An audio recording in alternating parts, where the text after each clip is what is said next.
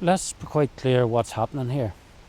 One of the biggest groups in Northern Ireland and one of the most active groups in Northern Ireland, especially within the Unionist Protestant community, they are trying to close our doors. They have stopped the funding, not because any's been misspent, but because of some procurement problems. Something the funders themselves was actually found guilty of. That's not good enough. Then one of the other funders decide that they would withhold funding as well, not because we'd done anything wrong, but because we are Protestants and because we come from South Armagh. They are trying to close our doors. They are trying to put us down, but they don't realise that that's not going to happen. We'll fight them every inch of the way, and that's why I get out of my sickbed today to come and do this, because the people who, like Barry and Pastor Holiday and people within the group, and the workers who have been volunteering for this last number of months, doing it voluntary, and the people from the committee who's been coming in to help. Let's remember what this group is set up to do. It's to help the widows that are left behind. It's to help the families of the people who were butchered, who were left behind. The like of the Tullivans, the Kings Mills, the Darkleys, the Shangles, the Le Mans. That's what this is for. That's what they're trying to stop. And the other thing, and which is most important to our people, is they don't want us getting to the bottom of the issue of justice. Justice is not on their agenda, but it's on ours.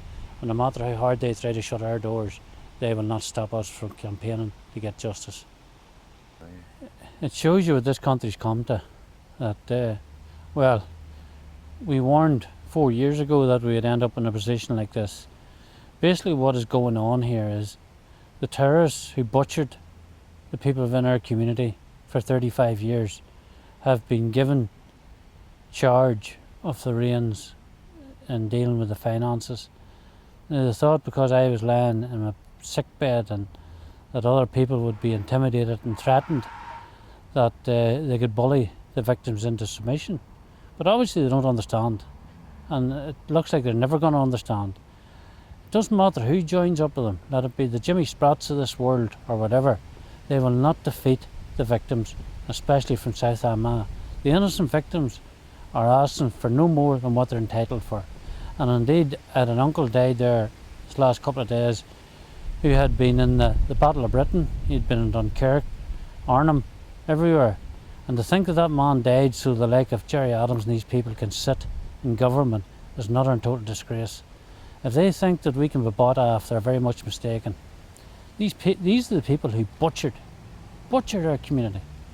And we have actually this in writing 4 years ago, where we warned that Sinn Féin would try and do this if it was put into the OFM DFM's office. And what's happening? The OFM DFM are stopping our funding. For what reason? Because we're doing too much. No other reason.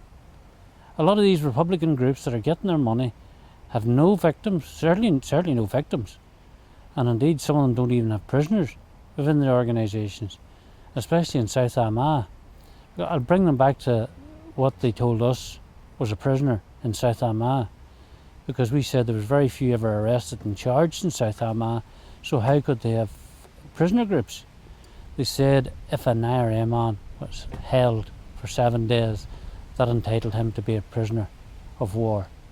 That's their prisoners. If they're arrested and questioned for 7 days, but the people who were left for nothing, with their loved ones scraping to rear their families, and have suffered ever since, have been expected to go away and lay down and die in some corner, where they're very much mistaken. No matter what they say or do, we will not be going away and we will not be laying it down. Quite simple. We will debate with you anywhere, anytime, and we will put the facts on the table. And let's see if you've got the guts to come out and face us with them, because you know there's no other group has done as much as what we have for the victims. And indeed, half of the DUP's manifest on victims came from FAIR, and we have that in writing where we have supplied it out over the years. So it's another and total disgrace that they're handing it over now to the Provies. But it makes no difference. They can wear the hood or wear the Armani. We still look at them in the same light, and we expected no different. The only thing we didn't expect was that some of our own people would turn traitor and actually try to help them down that road. But if the EU is now into funding terrorists instead of victims, their campaign now is, we're not here to sort out a terrorist campaign. We're here to fund the terrorists and to try and hammer the victims into the ground. Well, it's time your money was taken back to where it came from, because it's not doing any good here anyway. It may have supplied a few jobs, but between the rules and regulations that you put down for victims compared to prisoners, it was another and total disgrace. But you've got a fight in your hands. You asked for a fight, now you're getting it. And this fight will not take a few days. It'll maybe take weeks, it might take months, and indeed it might take years. But we'll see who's standing at the end of it. The Provies couldn't put us out of South Armagh. Does the funders, along with their Provie colleagues, think they'll do it? They're very much mistaken. And indeed along with some of their DUP colleagues now. And I find that it's regretful that I have to say that.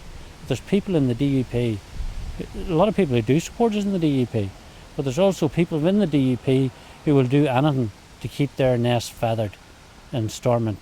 They were nobodies 10 years ago, they're still nobodies. But again, they have to look at their own conscience.